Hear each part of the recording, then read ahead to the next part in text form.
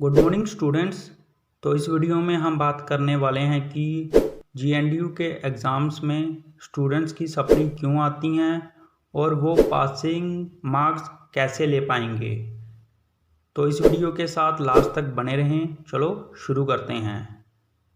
तो GNDU exams में supply आने का मेन रीज़न ये होता है कि स्टूडेंट्स पूरा पेपर अटेंड ही नहीं करते, चाहे वो 100 मार्क्स का हो या 50 मार्क्स का या फिर कितने भी मार्क्स का आपका पेपर होता है, वो पूरा पेपर अटेंड ही नहीं करते। और दूसरा रीज़न ये है कि पेपर में क्वांटिटी में नहीं लिखते, मतलब कि जितने मार्क्स का क्वेश्चन है उस हिसाब से ही लिखें। अगर 20 मार्क्स का क्वेश्चन है तो उस हिसाब से, अगर 10 मार्क्स का क्वेश्चन है तो उस हिसाब से, अगर 5 मार्क्स का है तो उस हिसाब से।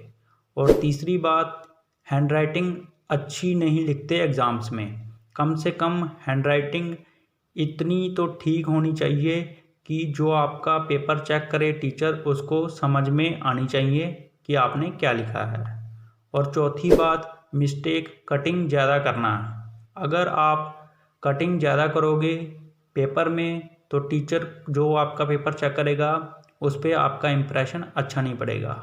और पांचवी बात, कुछ भी लिखाना आंसर में, मतलब कि कम से कम जो क्वेश्चन में पूछा है उससे रिलेटेड ही लिखा होना चाहिए आंसर में।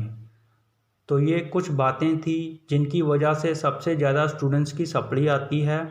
तो आपकी इन्हीं बातों का सल्यूशन ये है कि हमेशा पूरा पेपर अटेंड करके आएँ एग्ज़ाम में।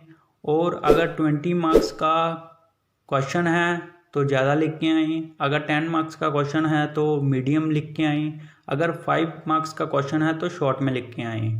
और हैंडराइटिंग एकदम साफ़ रखें, स्पेशली एग्ज़ाम्स की स्टार्टिंग की शीट लिखते टाइम।